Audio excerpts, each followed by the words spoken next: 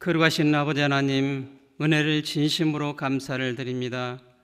지난 한 주간도 주님의 은혜 가운데 지켜 보호하여 주시고 거룩한 날 하나님을 사랑하는 백성들이 한자리에 모여 주님을 찬양하며 예배 볼 수 있도록 발걸음을 인도하여 주심에 감사를 드립니다. 진리 안에서 힘을 얻게 하시고 기쁜 마음으로 힘껏 주님의 영광을 찬양 드릴 때 그 존귀하신 성호가 이전에 가득 차게 하여 주시옵소서. 주님의 십자가의 공로를 힘입어 진리로 충만할 것 같았지만 우리들의 모습은 아름답지 못한 것들로 가득 차 있음을 고백합니다. 주님의 보혈로서 정결하게 하사 성령과 진리로서 온전하게 드려지는 예배가 되게 하여 주시옵소서. 성령님께서 우리의 삶을 강하게 붙드시고 소망 가운데 주님이 인도하시는 길을 따르게 하시고 주님의 영광을 나타내게 하시고 진리의 뜻을 쫓아 살아가는 삶이 되게 하여 주시옵소서. 벌써 8월의 마지막 문턱에 섰습니다. 너무나도 빨리 지나가는 시간들을 헛되이 보낼까 심히 두렵습니다. 이제는 하나님의 자녀로서 그 존귀하신 이름을 높이는 삶이 되게 하시고 우리에게 주어진 환경 속에서 역사하시는 하나님의 손길을 의심치 않게 하시며 무엇을 하든지 오직 우리는 주님의 뜻을 담아내게 하시고 그 뜻을 통하여 주님이 영광 받으시는 일이 넘쳐나기를 원합니다. 날마다 들려오는 사건 사고를 접할 때마다 한편으로 두렵기도 하고 한편으로는 감사가 내 마음속에 넘쳐나고 있습니다. 하나님 아버지, 교만한 마음은 결단코 없게 하시고 오직 거룩한 행실과 경건함으로 주님의 날을 임하기를 바라고 간절히 사모하는 자의 삶이 우리 모두에게 있게 하여 주시옵소서. 하나님 아버지 감사합니다. 귀한 종을 보내주셔서 날마다 진리의 말씀을 보고 듣고 배우게 하시고 그 말씀에 우리의 믿음의 행실을 하나하나 뒤돌아보면서 반석이신 예수 그리스도 위에 믿음의 터를 잡게 하시니 감사를 드립니다. 단위에서 선포된 말씀이 진리를 역행했던 우리의 영혼과 골수를 쪼개는 검이 되게 하시며 치유하시는 강선이 되게 하시고 또 주님의 몸된 교회를 위하여 온몸과 마음을 쏟아 충성하는 손길들을 기억하여 주시옵소서. 언제나 동일한 은혜로 함께하여 주셔서 세상에서 가장 즐거운 일이요 세상에서 가장 행복을 느끼는 일이라고 고백하는 복된 자들이 되게 하여 주시옵소서. 우리의 신랑으로 오실 예수님의 이름으로 기도합니다. 아멘. 잠언 3장 1절에서 7절입니다. 내 아들아, 나의 법을 잊어버리지 말고 너 마음으로 나의 명령을 지키라.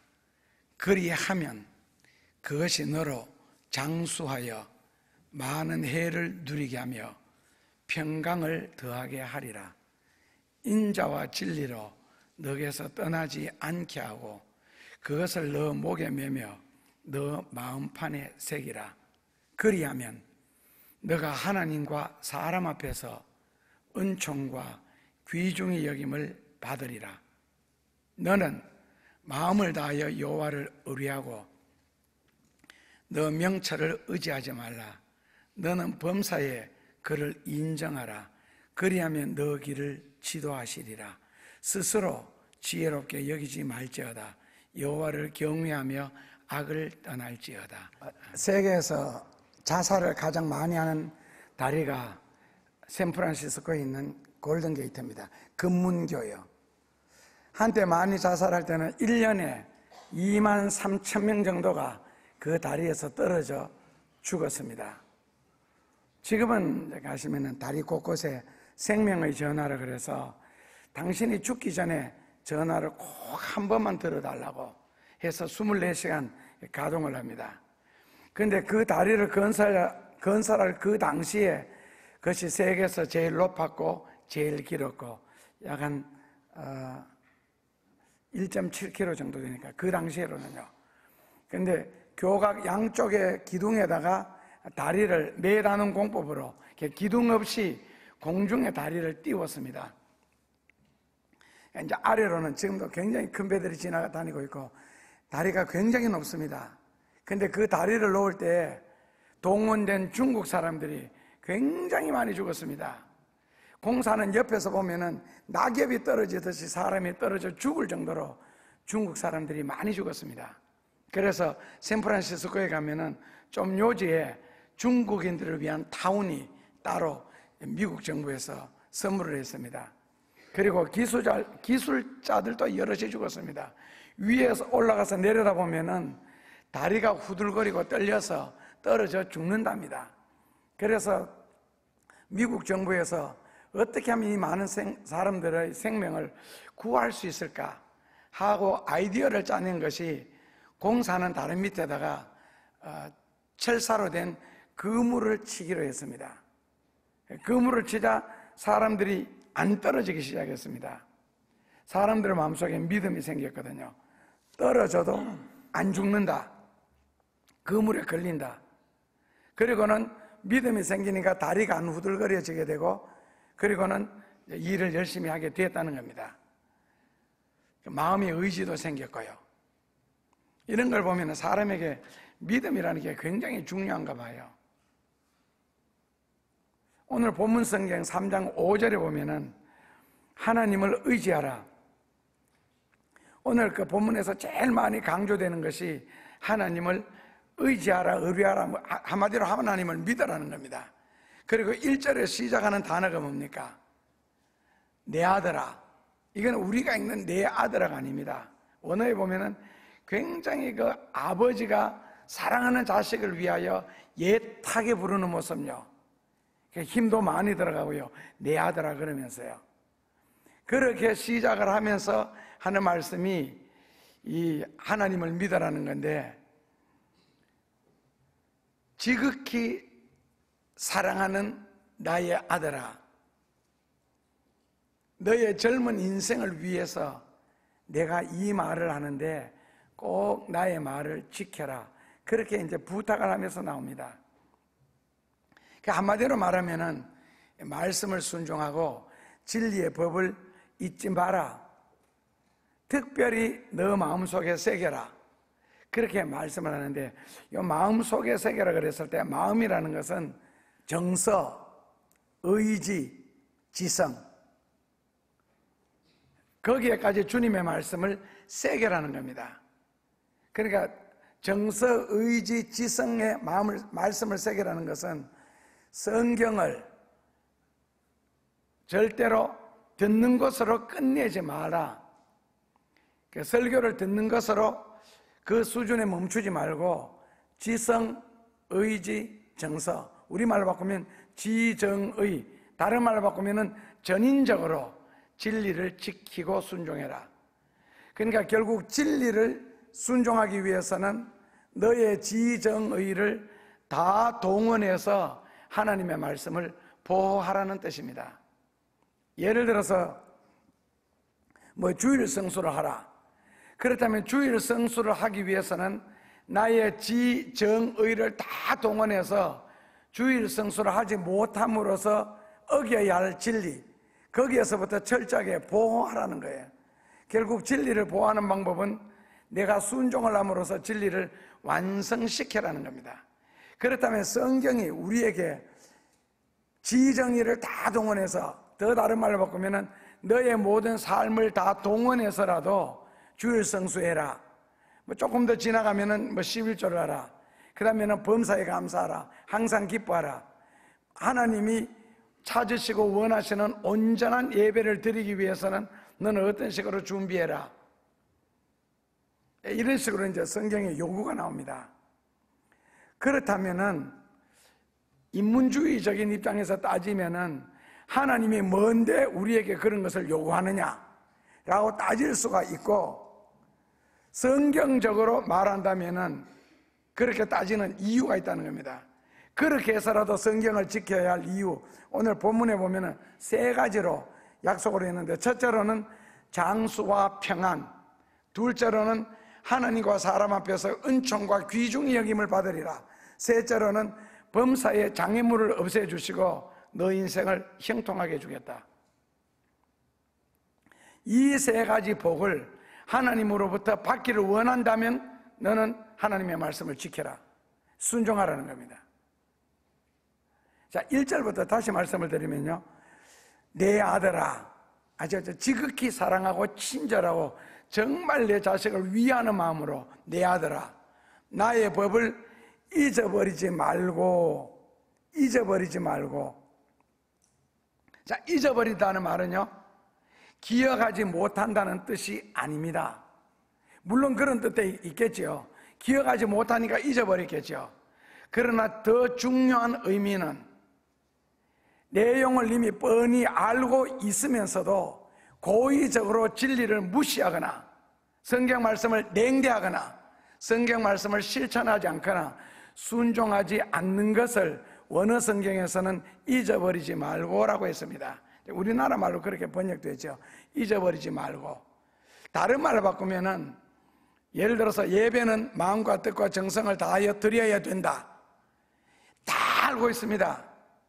그런데 그렇게 안 드리는 행위를 잊어버린다 그랬고, 원어로 풀어나가면은 고의적으로 진리를 무시한다, 인격적으로 하나님을 거부한다, 그리고 냉대한다, 이런 뜻입니다. 그러니까 범사에 감사하라, 항상 기뻐하라.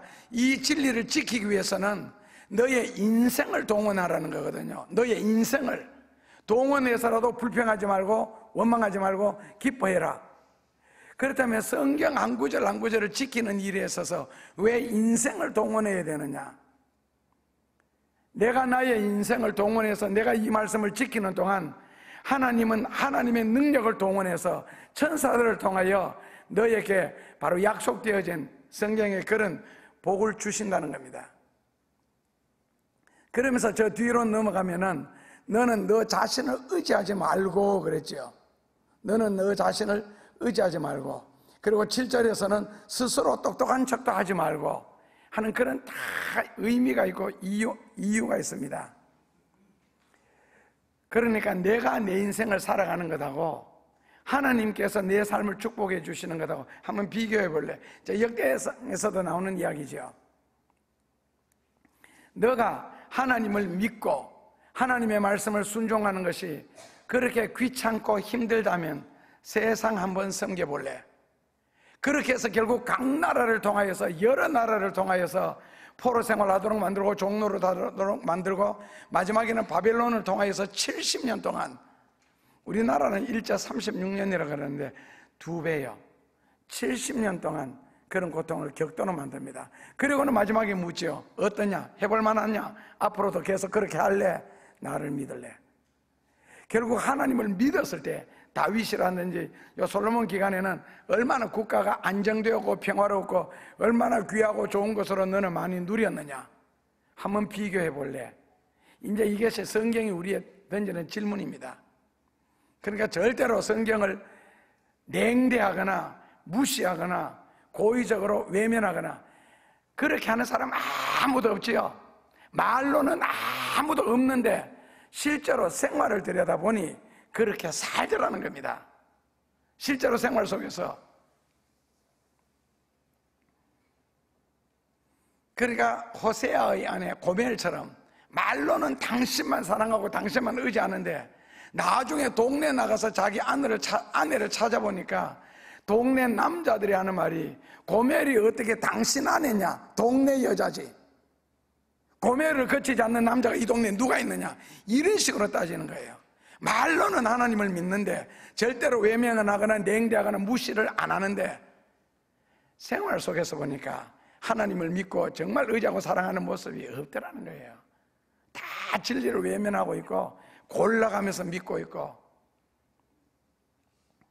그래서 사랑하는 내 아들아, 나의 법을 잊어버리지 말고 너 마음으로 나의 명령을 지켜라. 너 마음으로 그라는 말은요, 말씀드린 지정의를 포함한 전인적으로라는 뜻입니다. 전인적으로. 마음으로 혹은 뜻으로 뿐만 아니라 행동으로, 몸으로 계속적으로 하나님의 말씀을 순종하는 상태를 너 마음으로 나의 명령을 지키라는 겁니다. 일시적으로, 기분적으로, 감정적으로 말고, 마음으로, 생각으로만 말고, 행동으로, 몸으로 지속적으로 하나님의 말씀을 순종하는 상태. 그리하면 거기에 대해서 이런 약속을 해주겠다. 첫째가 뭡니까? 2절에 그리하면 첫째로 너로 하여금 장수하여 히브리어로는 하이라는 뜻입니다. 하이. 우리말로 바꾸면요, length of day, 시간의 길이를 말하는 것이 아니고 삶의 활력, 인생의 건강, 의미 있고 가치 있는 일들이 무수하게 일어난다, 이런 뜻입니다. 그것을 우리나라 성경에는 장수하여 많은 해를 누리게 하며 이렇게 표현했습니다. 장수하여 많은 해를 누리게 하며, 히브리어로는요 하이, 우리말로 바꾸면요 인생의 활력을 불어넣어주며 건강하게 하고 의미 있고 가치 있는 일들이 너를 통하여 무수하게 일어난다, 무수히 이루간다. 우리나라 성경에는 장수하여 많은 해를 누리고, 해를 누리고 그라는 말은 시간을 보낸다는 뜻이 아니고요, 가치 있고 좋은 일들이 끊임없이 너의 인생을 통해서 하나님이 이룩해 나가신다 했고, 그 다음에는요 평강을 더하게 하리라. 평강을 더하게 하리라. 자, 평강이라는 것은요 행복, 건강, 안전, 번영, 이 네 단어를 포함하는 것이 히브리인들은요 샬롬이라고 합니다. 행복, 건강, 안전, 번영. 우리나라에서는 아침에 사람 만나면 뭐라 그럽니까? 안녕히 주무셨습니까? 어젯밤에 잘 잤느냐는 거거든요. 왜 그렇게 인사해요? 우리나라도 외국의 침략을 970번이나 받았습니다. 그러니까 어젯밤에 잘 잤느냐가 인사입니다. 그 다음에 두 번째 인사가요, 뭐 먹었느냐, 밥 먹었느냐, 이제 먹는 문제. 그만큼 편안하게 자는 문제, 먹는 문제가 우리나라에는 심각했습니다. 그런데 그보다도 더 1530번이나 외국의 침략을 당한 이스라엘에는요 샬롬입니다. 평강. 네 가지 단어가 포함되어 있다 했는데, 첫째로는요 행복, 둘째로는 건강, 셋째로는 안전, 넷째로는 번영. 이것이 충족되어질 때의 샬롬이라고 합니다. 그렇다면은 장수하여 많은 해를 누리게 할 뿐만 아니라 평강을 더하여 주신다는 것은 행복과 건강과 안전과 번영을 너에게 충족시켜 줌으로써 마음으로 하여금 화평을 누리게 해 주시겠다는 겁니다. 그래서 이 마음의 화평이라는 것은 내적인 평안만 가지고는 절대로 되지 않습니다. 예를 들어서 너와 나 사이에는 연애에서 죽고 못 사는 관계다. 그래서 열렬하게 연애했습니다. 연애할 때는 몰랐습니다. 가난이 뭔지 어려움이 뭔지를. 그런데 막상 두 사람이 결혼을 하려고 하다 보니까 당장 집이 없습니다. 그럼 감정적으로 결혼식을 덜컥했다. 어디 가요 당장? 그럼 뭐해서 살아요? 이런 삶의 현실적인 문제들이 엄습하니까 나중에는 며칠이었고 몇 주일이었지 사랑이 자동적으로 멀리 떠나가더라는 겁니다. 고로 마음의 평안이라는 것은 절대적으로 내적인 조건만은 아닙니다. 당장 먹을 것이 없고 빚쟁이한테 돈에 시달리고 건강으로 고통을 당하고 가족 중에 삶의 문제가 있고, 그런데 무슨 마음의 평안입니까? 그래서 성경은 외부적인 조건을 너 마음에 충족시켜 주므로 너 마음속에 화평을 내가 주겠다. 다시 말하면은 영적으로만 하나님이 기쁨을 주고 말씀을 통해 평안을 주는 것이 아니라 영적으로, 물질적으로, 육신적으로, 정신적으로 이 조화로운 관계를 통하여서 너를 가장 복된 상태로 만들어 주겠다. 그러면 너는 평안할 수 있겠느냐?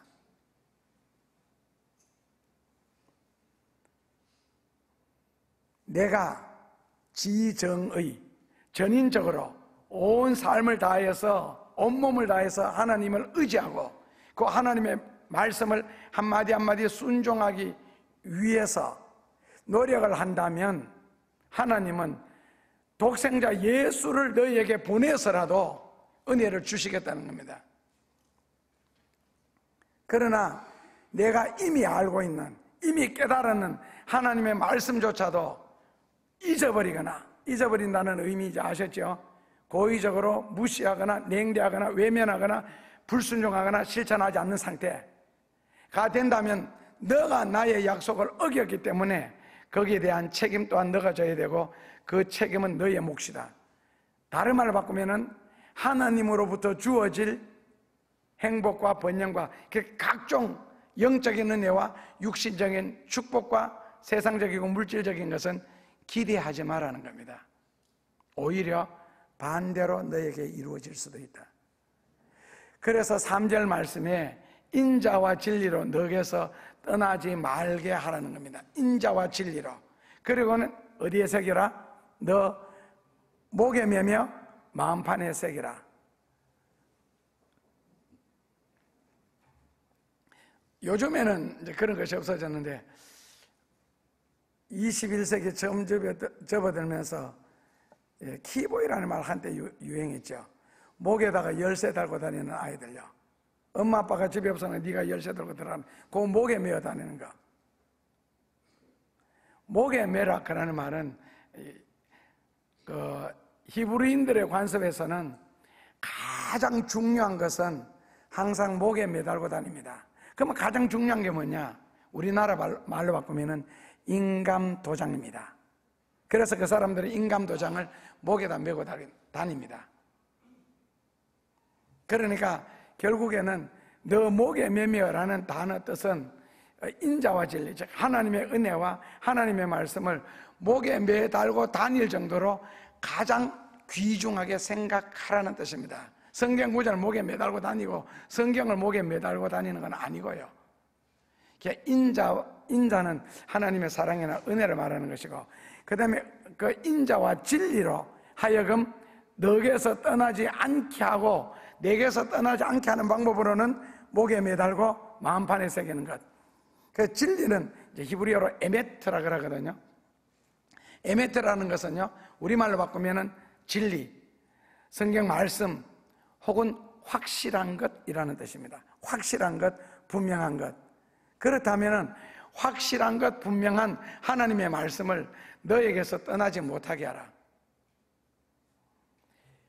하나님의 말씀을 너에게서 떠나지 못하게 하라. 그라는 말은 실천하고 순종함으로써 나와 함께 있게 하는 방법인데, 다른 말로 바꾸면은 불순종하지 않게 하라는 뜻입니다. 그러니까 결국 성경 말씀을 불순종하지 않기 위해서는 개인의 상황과 어떠한 삶의 형편과 상관없이 성실성을 갖고 하나님의 말씀을 순종하라는 뜻입니다. 기분 나쁘다고 입에서 욕이 튀어나오거나 불평하는 사람 옆에서 같이 고개를 끄덕거리거나 불평하는 원망하는 사람 옆에 같이 앉아있거나 같이 입을 안 썩거나 앉아있는 것 자체가 죄입니다. 왜요? 이미 불평이 내 귀를 통해서 내 속에 스며들어오고 그 사람은 반드시 훗날에 불평하고 원망하게 되어 있습니다. 입으로 원망하고 불평해야 원망하고 불평하는 게 아닙니다. 그런 자에 함께하는 것 자체가 이미 동참자로서 불평하고 원망할 준비를 하는 겁니다.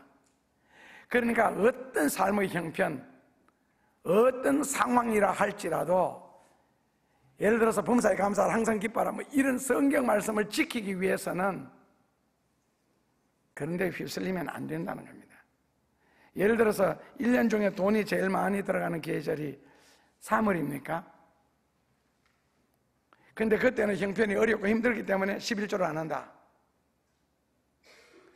아니면은 손님이 찾아오기 때문에 주일 성수 못 한다.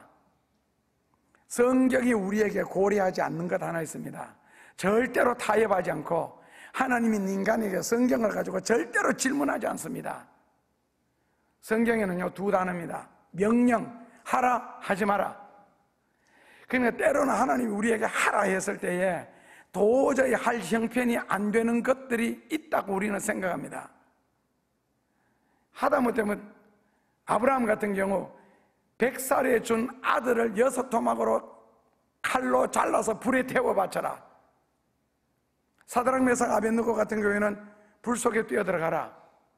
아니면은 사자굴 속에 들어가라 순종할 수 있겠습니까? 절대로 못하죠. 그런데 하나님은 그런 것을 하나님이라는 어떤 입장에서 우리에게 너는 인간이니까 신의 말을 들어 하고 명령을 내립니다. 해. 그러면 우리 입장에서는요, 다른 거 시켜주옵소서. 그것만은 도저히 못하겠습니다. 그런데 성경에 신기한 것은 그것만은 못하겠다는 그것만 속에는 66권이 다 들어있습니다. 거기 하나님의 능력과 기적과 은혜와 축복과 사랑이 그것만은 못하겠습니다는 그것만 속에 다 감추어 놓고는 해. 어떻게 하시겠어요? 다른 거는 다 순종할 수 있는데 그것만은 못하겠습니다 할 때, 하나님은 다른 거는 다 몰라도 그것만은 해. 그리고는 그 다음에는요, 명령이니까 우리를 바라보시지요. 하는지 안 하는지.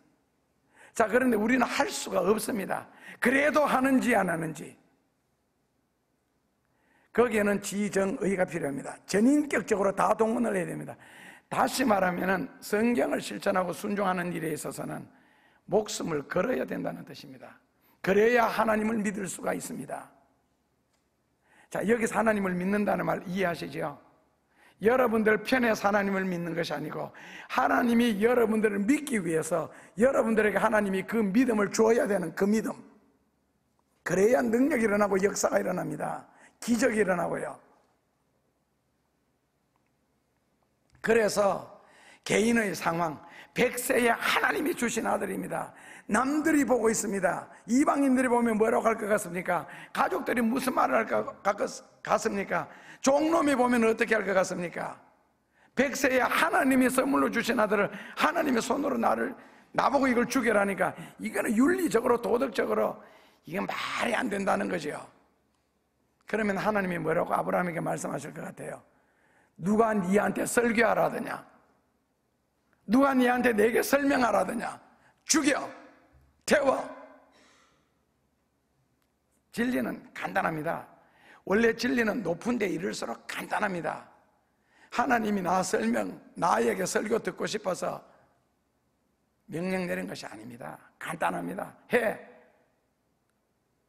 그래서 못 치면은 여러분들이 말이 됩니다. 못 해. 그래서 상황과 형편 전혀 상관없이 성실성을 갖고 진리는 꾸준하게 순종해야 된다. 그것이 너 목에 매며 마음판에 새겨라는 원어의 뜻입니다. 3절에 떠나지 않게 하고가 먼저 나오죠. 그렇다면 사람들이 왜 진리를 떠날까? 왜 진리를 못 믿을까? 성경에는 딱 두 가지로 지적을 합니다. 사람들이 성경을 믿지 못하는 이유, 그리고 진리에서 떠나는 이유, 말씀을 순종하지 못하는 이유 두 가지. 첫째로는 이기심, 둘째로는 죄성입니다. 이기심도 어떤 면에서 인간의 죄성에서 나오죠. 한마디로 말하면 죄성 때문에 그렇습니다. 그 이기심과 죄성 때문에 형편을 따지고 감정을 따지더라는 거죠. 그리고 상황을 따지고, 그리고는 떠나더라는 겁니다. 형편, 감정, 상황, 자존심.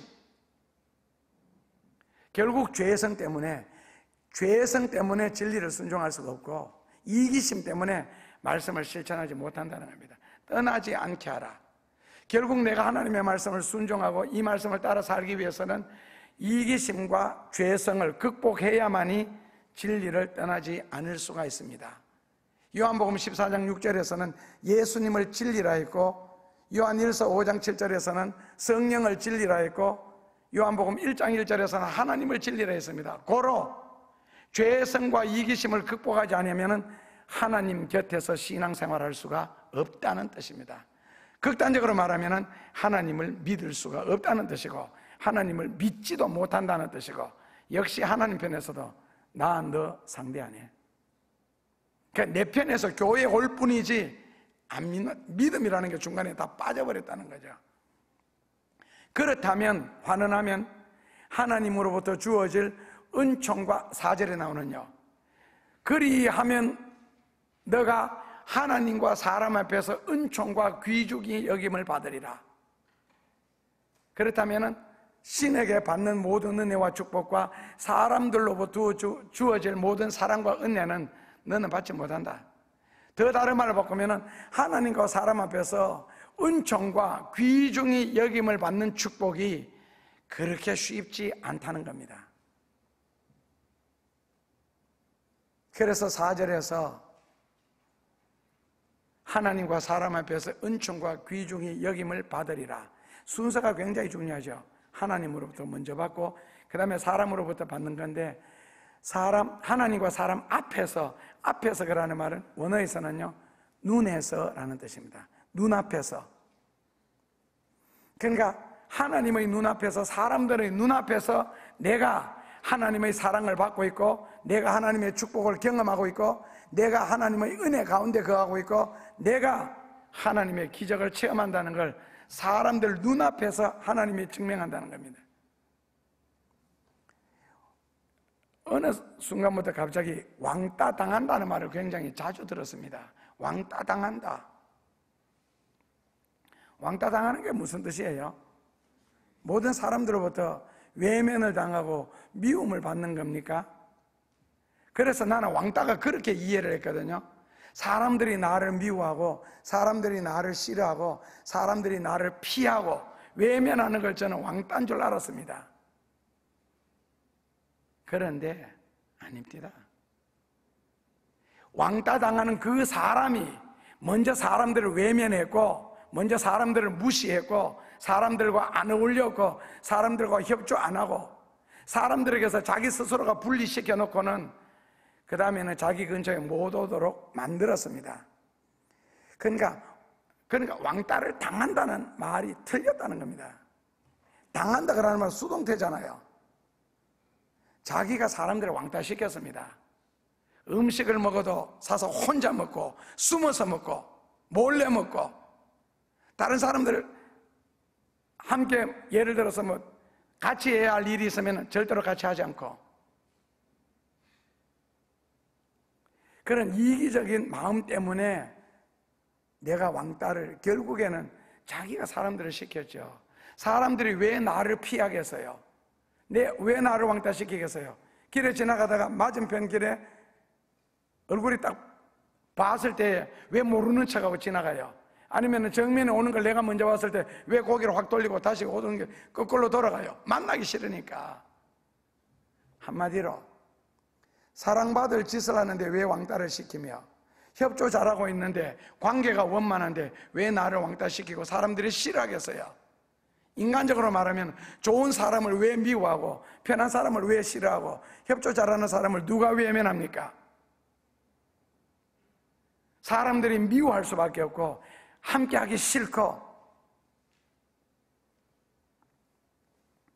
하나님과 사람의 눈앞에서 은총과 귀중히 여김을 받으리라. 이게 정상 아닙니까? 자, 말을 뒤집어서 하나님 앞에서는 귀중히 여김을 받는데, 하나님 앞에서는 사랑을 받고 인정을 받는데, 사람들에게는 왕따를 당했다. 이거 앞뒤로 좀 안 맞는 거 아닙니까? 다른 말을 바꾸면 믿음은 굉장히 좋은데 성격이 지랄 같다. 신앙은 굉장히 좋은데 손버릇이 안 좋다. 이 말이 맞습니까, 이게? 뭔가 앞뒤로 좀 안 맞는 기분인데요. 성경에서 말하는 인자와 진리, 지금 본문에서 말하는 그걸 분명히 인자와 진리를 목에 걸듯이 소중하게 여기고, 그리고 사람들 앞에 실천하는데 왜 사람들이 나를 미워할까? 왜 나를 왕따시킬까? 이건 앞뒤로 말이 맞지 않습니다. 인자와 진리를 가지고 그걸 사람들에게 실천하는데 사람들이 왜 나를 미워해야 돼요? 이거는 마치 소금을 입에 가득 넣었는데 짜지 않다는 말과 똑같습니다. 왜? 반쪽 믿음 때문에 그렇습니다. 반쪽 때문에. 은총과 귀중히 여김을 받는다.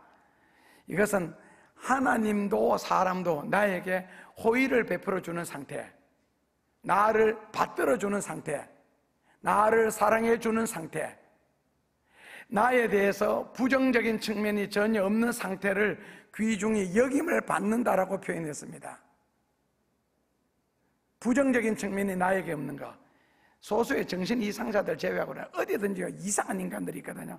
그 사람들을 제외하고 제가 지극히 상식적으로 정상적으로 설교를 할 때 그렇습니다. 그래서 은총과 귀중히 여김을 받는다는 말은 하나님 앞에서 사랑을 받게 되는 사람, 다시 말하면 성경적으로 말하면 사도행전 13장 22절에서 하나님이 다윗을 만났을 때 하신 말씀이 있죠. 원어 그대로 하면은요, 나는 너가 참 좋다. 굿이라는 단어를 씁니다. 굿. 나는 너가 참 좋다. 나는 너가 참 좋다라는 말은 부정적인 측면이 없다는 겁니다. 뼈가 없다는 뜻이고 침이 없다는 뜻입니다. 걸리는 게 없고. 다윗이 왜 걸리는 게 없어? 인간적으로 보면은요, 아주 사람을 죽여도 지능적으로 죽였죠. 죄를 지어도 지능적으로 짓죠. 창세기부터 계시록까지 다윗처럼 죄 많이 짓는 사람 어디 있습니까? 그럼에도 불구하고 하나님은 난 너 만나니 기분 참 좋다는 거예요. 왜요? 인간이기 때문에 죄를 지을 수가 있고 실수할 수가 있다. 그거 하나님이 인정해버린 거예요. 그러나 뭐는 사고방식, 의식구조, 대화를 해보니까 확 트였다는 거예요. 말이 통하더라는 겁니다. 인간적으로는 비록 잘못을 하면서도. 그렇다면 다 갖추어서 하나님 앞에 설 수 있는 사람이 누가 있습니까? 어차피 우리는 죄인이고 한 부분은 다 어둡습니다. 다 부족한 부분이 있고. 그래서 하나님은 부족하고 어두운 부분을 가지고 우리를 심판하고 책망하시는 것이 아니고 좋은 부분, 귀한 부분, 그런 것을 가지고 칭찬하시고 축복하시고 그것 때문에 우리를 들어 쓰시는 거거든요. 그런데 의식구조 사고방식은 절대로 용서 안 합니다. 용납 안 합니다. 삐딱한 것 있잖아요. 그러니까 의식구조와 사고방식만 하나님에 대해서 사람에 대해서 반듯하다면 부족한 것은 채우면 됩니다. 실수한 것은 용서하면 되고 죄를 지었으면 회개하면 되고 그런 것은 만들어 나가면 됩니다. 그러나 의식구조가 바르지 못하거나 사고방식이 깨끗하지 못한 것은 고칠 수가 없습니다. 못 고쳤기 때문에 지금 그렇게 살고 있고 결혼해서 30년, 40년 동안 아내나 남편이 서로가 고치려고 기를 쓰고 전투를 해도 아직까지 안 고쳐졌습니다. 그 고쳐질 것 같으면 벌써 고쳐졌습니다. 하나님도 못 고칩니다. 그래서 사고방식에는 의식구조가 그렇게 중요합니다. 반듯해야 반듯한 걸 담을 수가 있잖아요. 그래서 하나님이 다윗에게 나는 너가 참 좋다. 그 참 좋다는 말이 뭐라고요? 여김을 받으리라. 그러면서 말씀하는 것이고 인간적으로 말하면 번영과 성공과 행복과 완전, 안전 그런 사람으로 너가 평가받을 수 있도록 해주겠다. 다른 말로 바꾸면 너는 참 좋은 사람이다. 너는 참 귀한 사람이다. 인격적으로도 너는 참 괜찮다. 대화를 해보니까 거침이 없고 시원하다 라고 인정을 받는 사람이 되도록 해주겠다. 그것이 뭐라고요? 은총과 귀중히 여김을 받으리랍니다. 사람마다 부족한 부분은 다 있잖아요. 그리고 못하는 부분이 있잖아요. 어떻게 남들하고 똑같이 내가 다 잘할 수가 있어요. 이 사람 잘하는 건 나도 잘할 수가 있고 야구 구경하고 싶으면 야구를 잘하고 싶고 축구장에 들어가고 싶으면 축구를 잘하고 싶고 노래 부르는 데 가면 노래를 잘하고 싶고 글 잘 써, 붓글씨 같은 데 가면 붓글씨 잘 쓰고 하나님도 그렇게 안 하셔요. 여러분들이 어떻게 그렇게 합니까? 그래서 마음만은 반듯했으면 좋겠다. 그게 하나님의 아주 초보적이고 당연한 요구입니다. 마음만은 바르게 할 수 있잖아요. 마음만은 그런 생각 가질 수 있잖아요. 노래 잘했으면 좋겠다, 말 잘했으면 좋겠다, 글 잘 썼으면 좋겠다. 마음은 가질 수 있잖아요. 그런데 그런 것을 하는 것을 보고 비교의식을 가져서 낙심한다든지 질투를 한다든지 시기를 한다든지 뒷담화를 깐다든지 이거는 절대로 있을 수 없는 인간성이라는 거죠. 그래서 그는 자기 스스로가 만들어지는 것이 아니고 관계에 의해서 만들어지기 때문에 가까이 할 사람과 피해야 할 사람 확실하게 구별하는 겁니다. 함께 있어야 할 사람과 같이 있으면 안 될 사람을 구별하라는 거죠. 만약에 그런 것을 구별하지 못하고 원망하는 사람, 불평하는 사람, 트집 잡고 시비 가는 사람 함께 있으면 난 안 합니다, 안 합니다 하면서도 하게 되고 그 사람과 가까이 있는 사람은 지금은 당신은 참 좋은 사람이다 평판을 받을지라도 얼마 지나지 않아서 그러면 그렇지 그 나물에 그 밥이네. 같은 사람으로 욕을 얻어먹습니다. 사람 잘 사귀십시오. 옆에 좋은 사람 두시고요. 입에서 원망이나 불평이 한마디라도 내 귀에 넣어주는 사람은 겉으로는 하지 마시고 속으로 나사렛 예수 그리스도 이름으로 명하노니 귀신아 물러가라. 그리고는 앞으로는 의식적으로 피하십시오. 왜요? 배웁니다. 닮습니다. 어쩔 수 없습니다. 그래서 인자와 진리로 목에 걸고 사람을 대한다면은 모든 사람들로부터 하나님은 나로부터도 너를 모든 방면에서 인정을 받게 해주겠다. 번영과 성공과 행복과 안전을 누리게 해주겠다. 이게 완벽한 조화 아니에요? 역시 하나님 다운 것 아니에요? 야, 영적으로는 은혜 베풀어 주시는데 육신적으로는 고통을 주시고 물질적으로는 꼬이게 하시고 가난하게 하시고 그 완전한 하나님의 역사가 맞습니까? 그렇다면은 이런 걸 보면서 역시 하나님이 시다 싶은 것 있잖아요. 자, 만약에 영육 간의 조화가 되지 않는다면 남들이 볼 때는 믿음이 굉장히 좋은 것 같아서 남들보다도 기도 소리도 크고 기도도 오래 하는 것 같은데 응답은 못 받는다. 그 소리와 똑같은 거 아니에요? 기도를 많이 하고 기도를 간절하게 하면 그만큼 역사도 일어나야 되고 응답도 받아야 되는데 남들이 볼 때는 그게 믿음이 굉장히 좋은 행위인 것 같은데 응답도 못 받고 이루어짐도 없다. 그럼 뭡니까? 그럼 기도할 필요성을 왜 느낍니까? 잠 못 자가면서 일 못 해가면서 목 쉬어가면서 피곤해가면서. 그러니까 하나님의 역사는 부분적인 것이 아니라는 겁니다. 영적으로 역사해 주시면 육신적으로도 그렇게 되는 거예요. 이게 완전한 역사 아니에요? 그러니까 아까 말씀드린 것처럼 믿음은 좋은데 성격이 고약하다. 신앙은 굉장히 좋은데 손버릇이 말버릇이 안 좋다. 그거하고 똑같은 거예요. 기도는 많이 하는데 응답은 없다. 신앙생활은 참 잘하는데 끊임없이 고통을 당하고 있다. 이 뭔가 다른 것 같은데요. 성경적이지 않는 것 같은데요. 오늘 본문에서도 그렇잖아요. 하나님과 사람 앞에 영적으로 육신적으로 신령한 면으로 물질적인 면으로 하나님이 다 인정받게 해주시겠다고 했는데, 그래서 5절에 조건 걸기를 너는 그리하면 너는 마음을 다하여 하나님을 의지하고 너 자신을 의지하지 마라.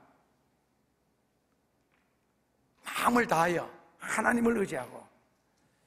이게 솔로몬이 잠언을 통하여서 젊은 사람들에게 너는 아직 젊었으니까 너 장래와 너 인생을 위해서 내가 이런 설교를 한다 하고 15번의 설교를 합니다. 잠언에서요. 그 15번의 설교 중에서 오늘 본문 3장 1절부터 7절까지가 4번째 설교입니다.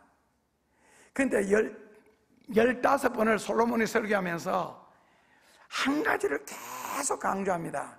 저희 교회 설교 듣다 보면은 다른 부분보다도 유별나게 강조되는 부분이죠. 특히 설교 끝에 가면은요. 요즘에는 많이 덜 하는데, 바로 그 부분입니다. 그것처럼 솔로몬은 꼭 15번의 설교를 하면서도 한 번도 빠뜨리지 않고 계속 강조한 것이 있습니다. 바로 설교의 핵심, 하나님을 의지하라. 오늘 본문에서도 몇 번 안 나오는데 이게 계속 반복되어 나옵니다. 하나님을 의지하라. 말만 다르지 하나님을 의지하라.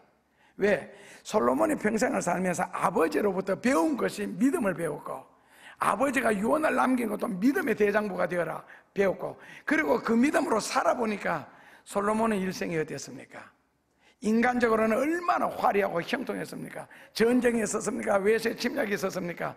나라에 질병이 있었어요. 기근이나 깜빡이가 일어났어요. 믿음으로 살아보니까 하는 일마다 가는 곳마다. 그래서 여호와를 의지하라. 의지한다는 단어가 상대에게 완전히 기대어라 하는 뜻입니다. 빈대부터라고 다릅니다. 기대어라. 오늘 본문 성경대로 한다면 하나님께 맡겨버리라는 뜻입니다. 그게 의지한다는 뜻인데, 의지한다는 말이 맡겨버리고 너는 네 멋대로 편안하게 살아라가 아니고 상대에게 기된 상태에서 계속적으로 머물러라 하는 뜻입니다. 그 안에서 스테이하라는 겁니다.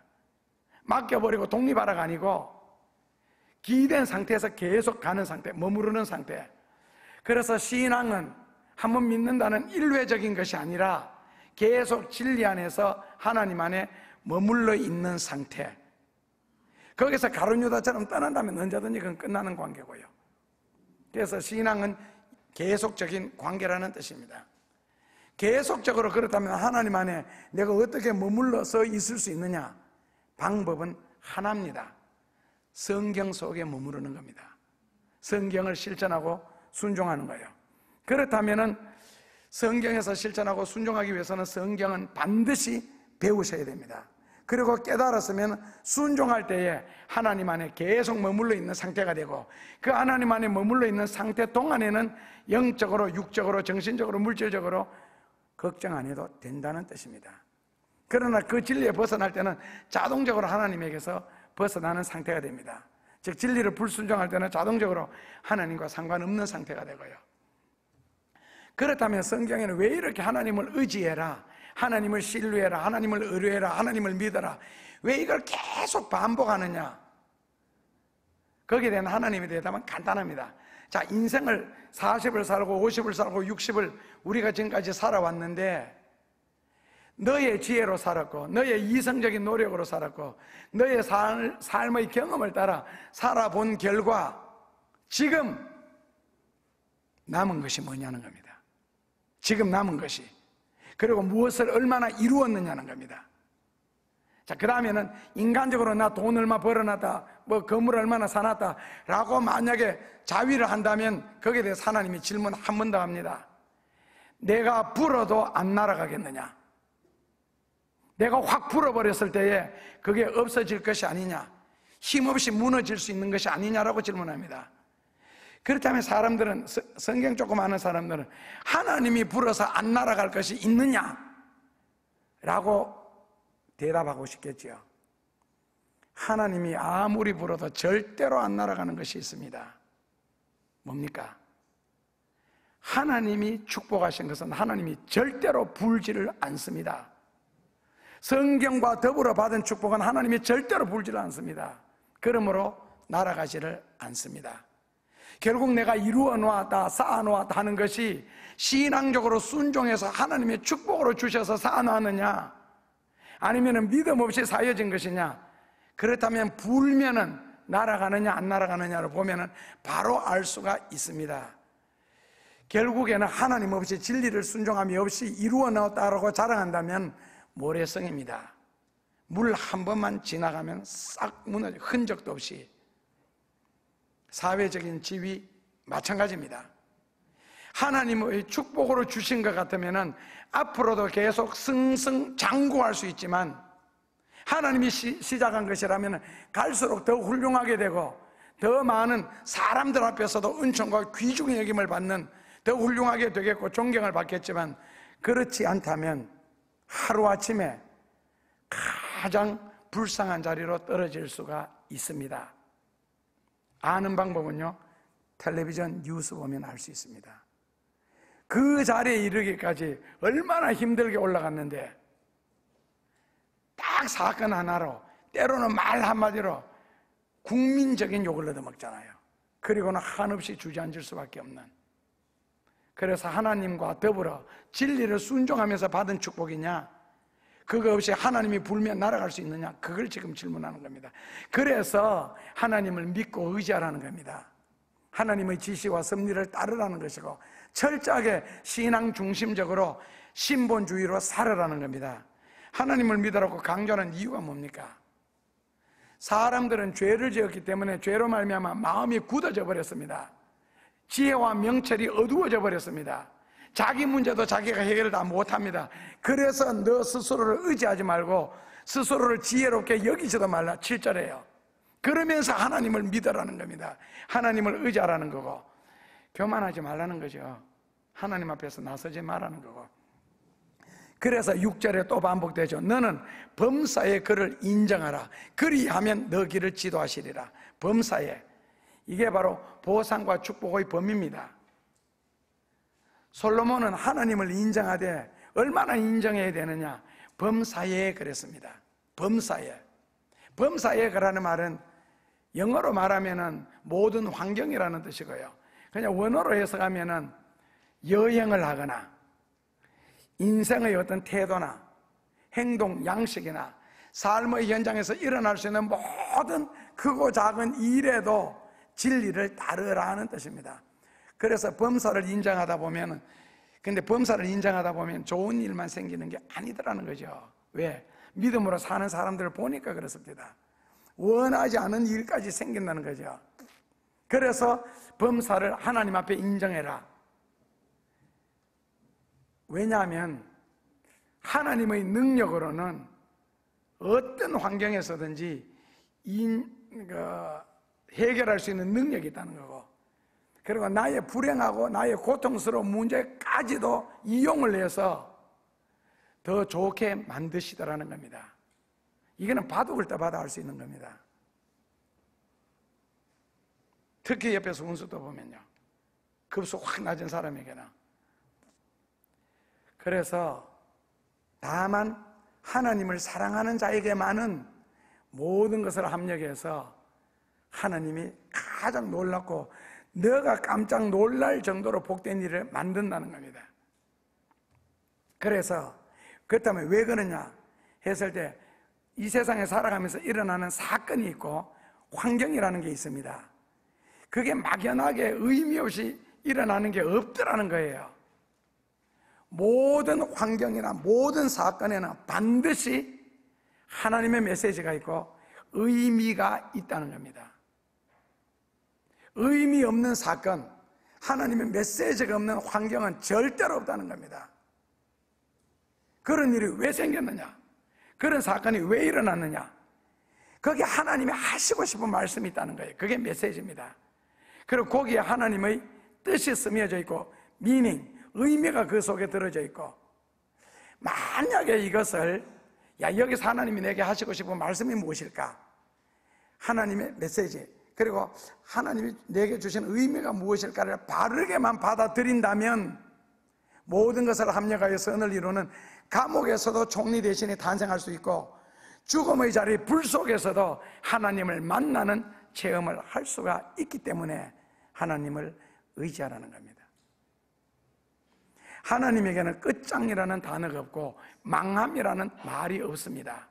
끝장과 망함이 없기 때문에 하나님은 살리는 분이고 주시는 분이시지 빼앗는 분은 아니시잖아요. 적어도 믿고 순종하는 사람에게는. 안 믿고 불순종하려니까 핑계도 많고 변명도 많고 설명이 많잖아요. 믿어버리면 굉장히 간단한데, 아니 믿기가 그렇게 힘듭니까 여러분들은요? 그렇게 믿기가 어려워요? 무엇이 그렇게 믿는 것을 어렵게 만듭니까? 내가 믿으려고 할 때 방해되는 게 뭡니까? 세 가지입니다. 게으름, 자존심, 이기적인 죄성. 이것이 아마 여러분들의 믿음을 굉장히 방해할 것입니다. 게으름, 인간적인 자존심, 죄성. 그래서 본문에서 그를 인정하라 그리하면, 6절이죠. 너는 범사에 그를 인정하라 그리하면, 인정하라, 인정한다. 우리말로 바꾸면요, 마음을 쏟아라. 그리고 진리를 고려해서 체험해라, 믿어라, 이런 뜻이거든요. 인정하라는 말이 믿기 위해서, 성경대로 체험하기 위해서 마음을 어디엔가 쏟아야 하는데, 성경에는 우리 마음을 어디에 쏟아라고 해서요?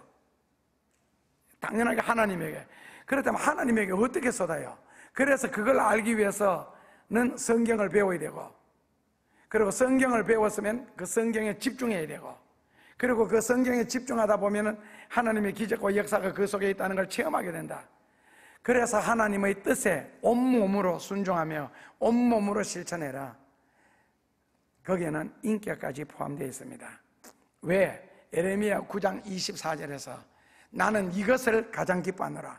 사람들이 성경을 알고 성경을 깨닫는 것, 그리고 하나님이 성경대로 역사하신다는 것을 아는 것을 나는 가장 기뻐하노라 했습니다. 예레미야 9장 24절에서요. 그래서 그를 인정하라. 성경적으로 번역할 때는요, 그를 인정하라. 무엇을 하든지 하나님께 기도하고 하라, 시작하라.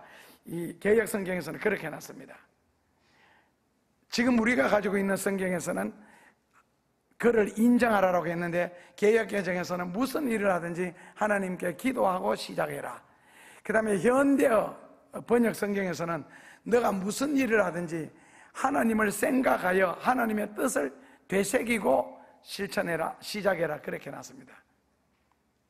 개역에서는요, 무엇을 하든지 하나님 앞에 기도하고 시작해라. 그리고 현대어 성경에서는요, 무엇을 하든지 하나님을 생각하고 하나님이 여기서 무엇을 원하실까 그 뜻을 되새긴 후에 시작하라.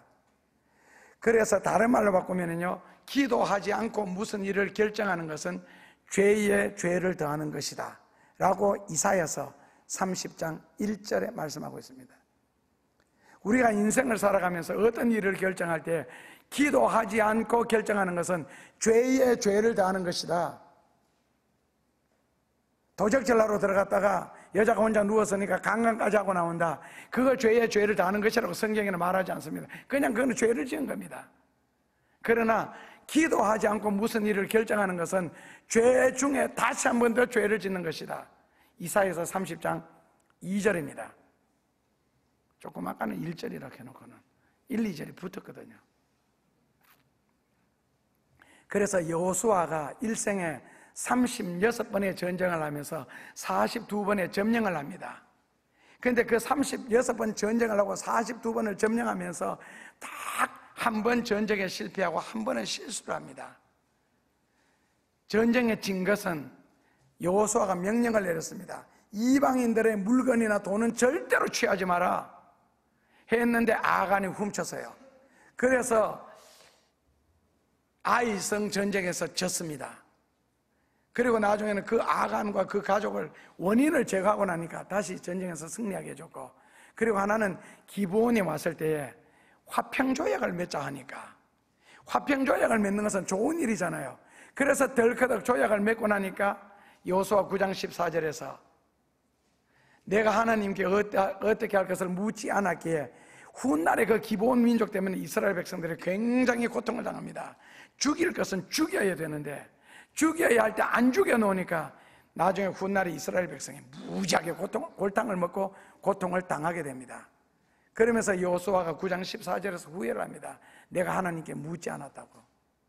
그래서 여호수아 36번의 전쟁과 42번의 점령 중에서 기도 한 번 하지 않는 것이 큰 고통이 되었고, 그리고 말씀을 한번 불순종한 것이 전쟁에 지게 되었습니다. 그래서 기도하고 시작하라는 거예요. 그래서 에레미야 17장 5절에 혈육으로 권력을 삼고 사람을 의지하는 자는 저주를 받으리니 황폐한 땅, 사막, 건조한 땅에 머무는 것과 같을 것이요 하나님을 의지하는 자는 이런 복이 이 말이니. 그래서 이사야서 30장 1절에 너는 도움을 구하러 애굽으로 내려가지 마라. 2절에 애굽은 말이요 육체요 신이 아니니. 3, 4절에 하나님도 지혜로운 자 애굽으로 내려간 자, 도움을 구하러 받으러 간 자는 도움을 받는 자도 망할 것이요 도움을 주는 자도 같이 멸망시키리라. 그래서 성경에는 모든 일을 기도하고 시작하라는 겁니다. 베드로처럼 물고기를 자기 스스로 잡으러 가느냐, 하나님의 말씀을 듣고 가느냐. 스스로 잡으러 갔을 때는요, 밤새도록 그물을 던졌지만 얻은 것이 없었습니다. 그러나 말씀을 듣고 갔을 때는 딱 한 번 던졌어도 2배 가득하게 잡는. 그래서 순종한다는 것, 말씀을 따라 산다는 것이 이렇게 축복에 엄청난 차이가 있습니다. 그렇다면 베드로가 왜 스스로 갔어요? 적어도 갈릴리 호수에서 자기가 뼈가 굵었잖아요. 자기 경험, 자기 기술, 자기 장비, 이걸 믿고 나갔지요. 그러나 밤새도록 어떤 면에서 생애 부도가 났지요. 그러나 예수님의 말씀을 듣고 일을 했을 때는 꼭 같은 장소, 꼭 같은 장비, 꼭 같은 사람, 꼭 같은 배를 타고 갔는데도 불구하고 결과는 엄청나게 하늘과 땅 차이를 가져왔지요. 때문에 하나님을 의지하라는 겁니다. 말씀을 순종하라는 거고, 말씀을 듣고 일을 하라는 거고, 개인적으로 어떻게 할 수 있어요? 신방 요청하시면 되잖아요. 그러면 그 가정에 필요한 것이 무엇인지, 그에게 필요한 것이 무엇인지 말씀을 통하여, 기도를 통하여 풀어주시잖아요. 그리고 시작하면 됩니다. 한마디로 하나님을 의지하면 그분은 너의 삶의 주인이 되시고 은총과 귀중의 여김을 받는 축복을, 그리고 장수와 평강을 주신다는 약속의 말씀입니다. 예수님 감사합니다. 저희들에게 다 믿을 수 있는 믿음을 주시옵소서. 추후에도 의심하지 말게 하여 주옵소서. 온몸을 다하여 진리를 순종하다가 좋은 일이 오는 것을 보게 하여 주옵소서. 그리하여 주 안에서 승승장구하게 하옵소서. 예수님 이름으로 기도하옵나이다. 현실의 아픔보다 하나님의 사랑이 우리 속에 먼저 있음을 감사합니다. 믿음, 소망, 사랑 가운데 오실 예수님을 기대하며 오늘을 살게 하옵소서. 이 시간 각자의 분량을 따라 예물로 하나님께 영광을 돌립니다. 드려지는 만큼이나 우리 인생이 복되고 아름답게 하여 주옵소서. 예수 그리스도의 이름으로 기도하옵나이다. 예수님, 때로는 하나님께서 우리에게 내리시는 명령이 가혹하고 부담스럽고 아브라함처럼 도저히 순종할 수 없는 말씀도 있는데, 그럼에도 불구하고 순종하려고 작정하고 순종하려고 노력하는 자에게는 순종할 수 있는 힘을 주시고 방법을 주시고 능력을 주셔서 얼마든지 순종할 수 있도록 해주시는 예수님 감사합니다. 마음의 방향을 잘 잡게 하여 주소서. 그리고 이 진리를 쫓아 살아갈 수 있도록 축복하여 주옵소서. 이 시간 마음을 다하고 뜻을 다하여 하나님을 향합니다. 이것이 유지되어지게 하여 주시고 하나님을 믿고 의지하는 일이 저희들의 삶의 근간이 될 수 있도록 축복하여 주옵소서. 열의 하나를 드립니다. 하나 속에 따라오는 9가지 하나님의 것임을 고백합니다. 그러기에 우리의 모든 삶을 주께서 받으셔서 주의 뜻을 이루시는 일에, 하나님이 영광 받으시는 일에 사용하시옵소서. 감사를 드립니다. 선교원금을 드립니다. 주의 하는 모든 일들을 위하여 노력하고 있습니다. 축복하여 주옵소서. 은총 베풀어 주옵소서. 그리고 하나님과 사람 앞에서 귀중히 여김을 받게 하여 주옵소서. 드려지는 손길이나 마음들이 하나같이 주 안에서 하나가 되어 주의 번제단의 제물로서 바쳐지게 하여 주옵소서. 그리고 하나님께 향내나는 향기로운 예물이 되게 하여 주옵소서. 그리하여 그것이 다시금 저희들의 삶의 현장에서 주어지게 하옵소서. 예수님 이름으로 감사하며 기도하옵나이다. 예수님, 소중한 영혼들을 주시니 감사합니다. 홍민수, 김선희, 내외를 꼭 기억하여 주시고 품으소서. 그리고 그들의 가슴 속에 그리스도의 형상이 주님을 닮을 정도로 건강하게 이루어지게 하여 주소서. 더불어 사람 앞에서도 은총과 귀중히 여김을 받을 수 있도록 축복해 주옵소서. 특별히 젊은이들을 향한 솔로몬의 애타는 심정을 저희들이 받아들이게 하여 주옵소서. 그러기에 이학균 형제에게도 이 말씀의 은혜가 임할 수 있도록 꼭 축복하여 주옵소서. 그리고 먼저 믿는 저희들에게도 더 큰 사랑과 은혜와 하나님의 자비와 인도하심이 삶의 현장에서 이루어지게 하옵소서. 이제는 우리를 구원하시려고, 우리를 바른 길로 인도하시려고 온갖 고난과 핍박을 받으시고 십자가 위에 달리셔서 모든 피를 다 흘리시고 돌아가신 예수 그리스도의 크신 은혜와 그렇게 하기까지 우리를 사랑해 주신 하나님 아버지의 사랑과 오늘 이 믿음을 따라 하나님을 믿으려고 결심하고 노력하는 사랑하는 모든 이들의 가슴 속에 성령의 크나큰 역사가 저들 머리 위에, 저희들의 삶의 현장에, 그리고 이 교회 위에 106군데 세워놓은 교회와 학교 위에, 그리고 앞으로 우리가 해야 할 일들 위에 하나님의 놀랍고도 끊임없는 역사가 계속 이어지기를 예수님의 이름으로 간절히 축원하옵나이다. 아멘. 하나님은 참 좋은 우리의 아버지십니다. 이번 한 주간에도 살아계시는 하나님의 사랑과 은혜와 축복을 여러분들의 삶의 현장에서 꼭 체험하시기를 주님의 이름으로 축원합니다. 아멘. 감사합니다.